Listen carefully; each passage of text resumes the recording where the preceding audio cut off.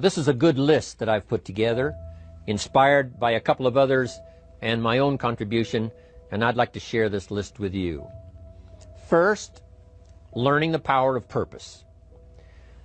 A person who has purpose in their life, they have something to go for, some meaning. One writer described it, for some people it becomes a magnificent obsession. And for you and I, maybe it doesn't need to be that dramatic as a magnificent obsession. But it has to be something that does something to us, something that pulls us, especially into the future. You know, there are many influences on us. One is the influence of the past. Some people are always pulled back by the past. Some people are always pulled aside by the distractions. But here's what's powerful.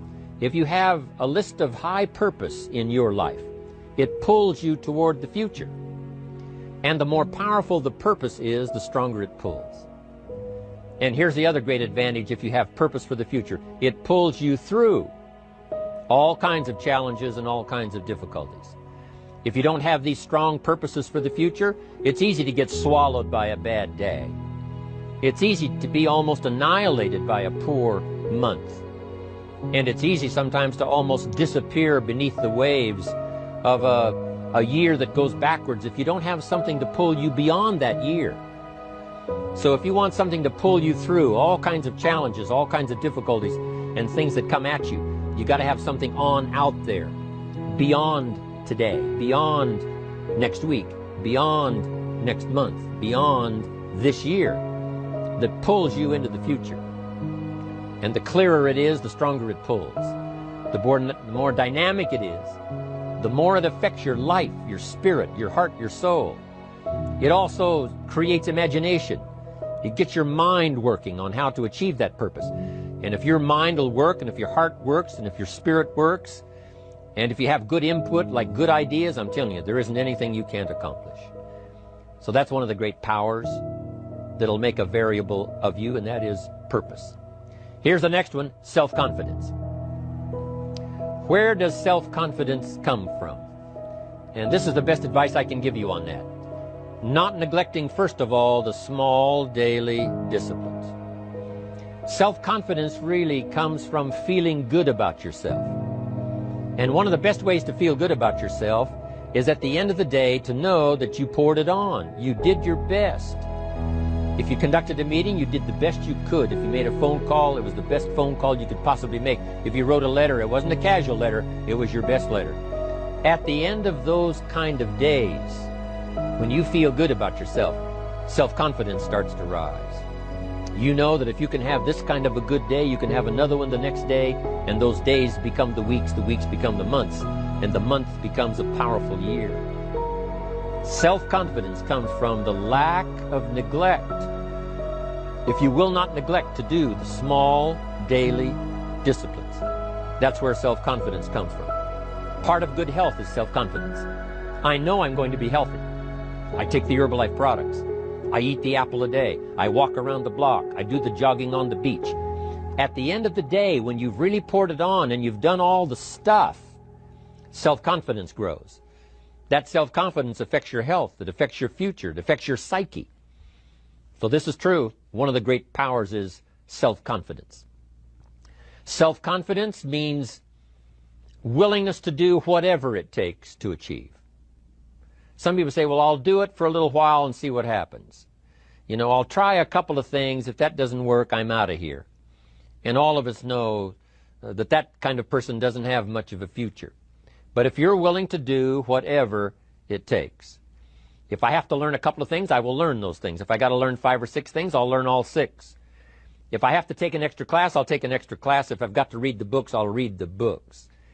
If I have to consult with people who know more than I know, I will do the necessary consulting. Whatever it takes, I will do. That starts to develop unbelievable self-confidence. Self-confidence also comes from the ability to rise above your circumstances. To rise above what happens, the petty little things, the discouraging things that would sink everyone else's ship except yours, that would cause someone else to quit early in the day, but you keep going. That kind of willingness to overcome all circumstances, whether it's the little challenges or the big challenges, if you're willing to do that, I promise you, this kind of power will work for you, and in you, the variable, it'll make a difference. The third on the list I had was enthusiasm. And here's what I wrote about enthusiasm. Enthusiasm that's powerful is mostly enthusiasm that is enthusiasm inside, 90%, 10% outside. We all know what the enthusiasm is like when somebody lets us see their enthusiasm, which is like the 90%, and only 10% of it is inside. But the enthusiasm that really affects people is not just being loud, but the enthusiasm that runs deep, the enthusiasm that comes from deep inside, created by self-confidence, created by purpose, created by genuine willingness to help other people. That kind of enthusiasm, knowing that you're going to get the job done, knowing you're going to affect people, knowing you're going to have testimonials flowing in from all kinds of directions. That kind of enthusiasm. A lot of it is quiet. A lot of it is unheard. And the 10% that's heard, it rings a bell.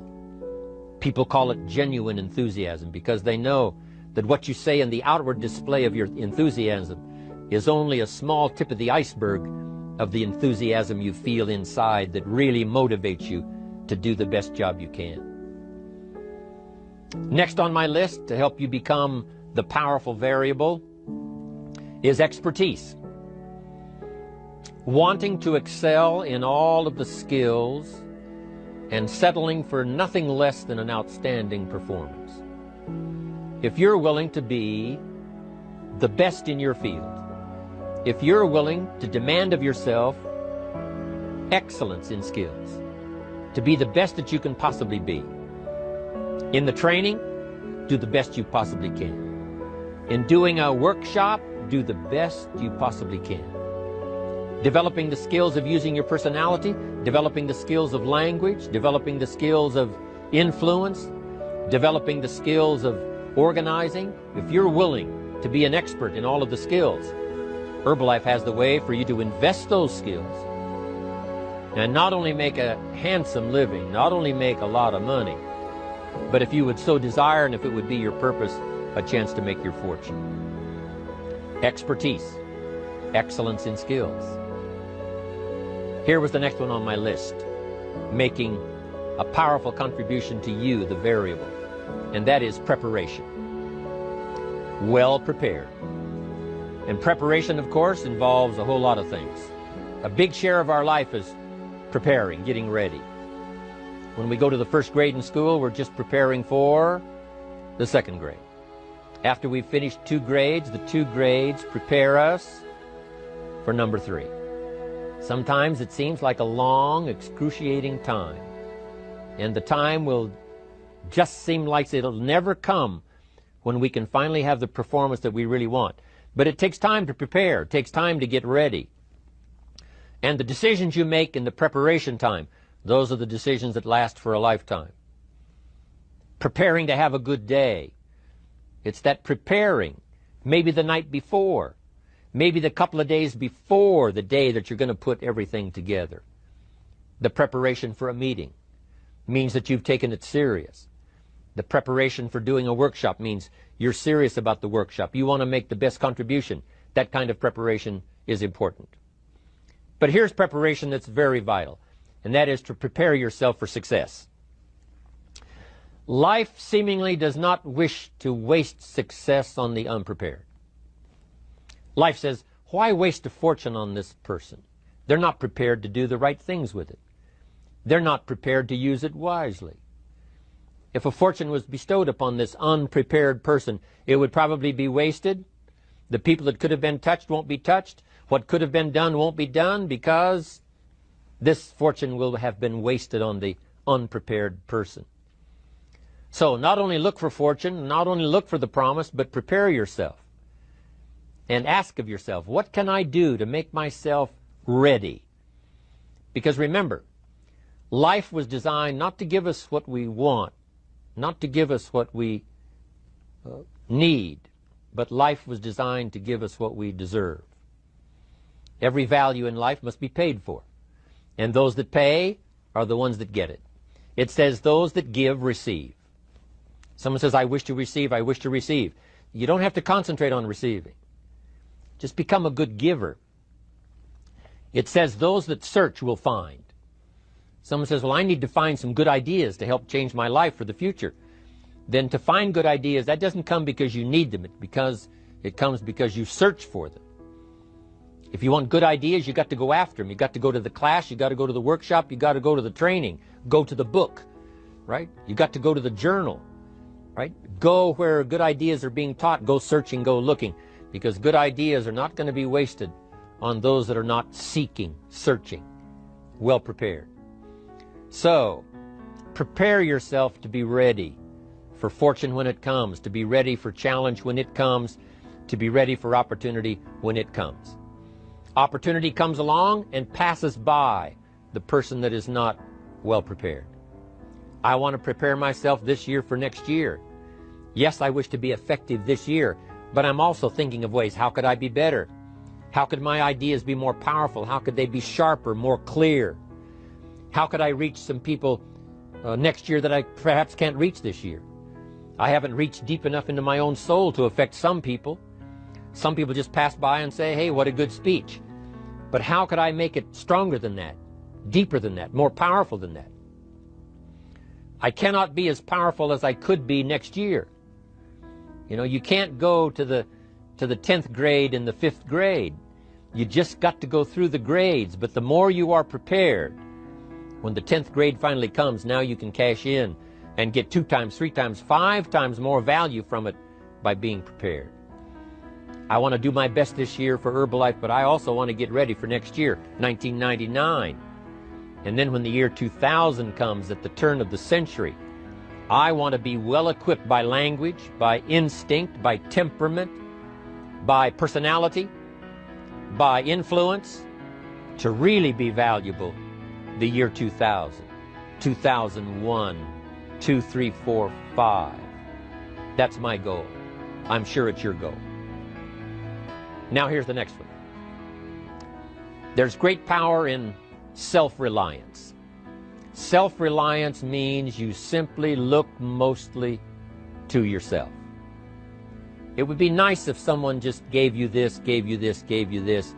It would be nice if everyone did their job exactly as they're supposed to do it. But here's what you've got to do. Primarily rely on yourself. Primarily say, I'm the person responsible. And I will learn the necessary skills so that I can help people learn their skills. If I need lots of people to do certain things to build my organization, that is what I must have. But I've got to be the final backstop. I've got to be the final one that people can rely on. So that if this is missed and this is missed, I can catch up. I can fill the gap. I can do the job. We have to do it when we conduct meetings. We have to do it when we conduct training. We have to do it when we're in a class of just a few. What someone might have missed, we're there to fill in. Self-reliance. Primarily, we're learning to count on yourself. So that you can do this. Never complain and never explain. Here's the next key power, and that's image. There's many parts to image. The image that others see you as. The image you have with other people. And it's very important how other people see you. If they don't see you as a leader, chances are they won't pay attention. If they don't see you as being in control, chances are they won't have the trust. If they don't see you as knowing where you're going, what you want to accomplish, they probably won't follow. But if people can see you, if you have the image of someone that's in charge, in control of your life, your future, your destiny, in control of the situation, if they see that, that kind of image is powerful. It helps to win the day. It attracts other people. People want to be around people that are in control, that are powerful, but they know how to use their power. Influential, but they know how to use their influence. That kind of image is important. But here's a very important image, and that is your image of yourself. self. The way you dress, the way you talk, the way you think, your capacity for learning, all of that is an important image that you have of yourself. The image that you have that if it needs to be learned, you could learn it. If there's a book that needs to be mastered, you could master it. If there's a skill that needs to be learned, why couldn't you get busy now and learn that skill? That kind of self-image, that I am continually trying my best to be the best I can. Because one of the most important places you have to look is into the future, yes. You got to look into the past, yes. You've got to look around, yes. But one of the most important places you have to look is in the mirror. You know, how I appear to other people, that's important. But how I appear to myself is the ultimate importance. That kind of image, to where you'll develop the self-confidence, you'll develop the self-reliance. Now here's another one in my rather short list. The next word is character. Becoming a person of high values, a person of principles, a person of honesty, a person that earns respect. That kind of character. It took character when Mark started to put the marketing system together. How can we have a system that will build in the integrity, that people will know that if this happens, then this will happen, and if this goes wrong, here's the way to fix it? Unless you have the principles and the character and the integrity to put together a viable plan for a wide variety of people, then the system is not going to last very long. And I've been around long enough, and I'm sure you have been around long enough to see a lot of systems that got started, but they failed. And the reason is because they were not constructed with integrity. They were not constructed with character. They were not constructed with doing the right thing. They might have been constructed to take advantage. You know, cash it out as quickly as possible and leave. Mark was involved when others took advantage of him all those years ago before Herbalife. When someone took advantage, didn't have the character, didn't have the principles, and didn't have the character to stay, the character to see it through, the character to do the right thing. So this is important, to develop the character within yourself, that people see you as honest, as fair, willing to do the right thing, willing to be helpful, but always willing to walk the center line, not to pass the line. When we come to an opportunity like Herbalife, especially multi-level network marketing, it is so dynamic, it is so powerful, and it is so possible in fortune making that sometimes people want to speed up the process by cutting the corners, by neglecting to do the right things, you know, to cheat a little here, you know, cross the line just a little bit, because then, you know, it'll grow faster and you can cash in quicker. Not necessary here. Doing Herbalife right will build your fortune longer and stronger than trying to cut the corners and not doing it right.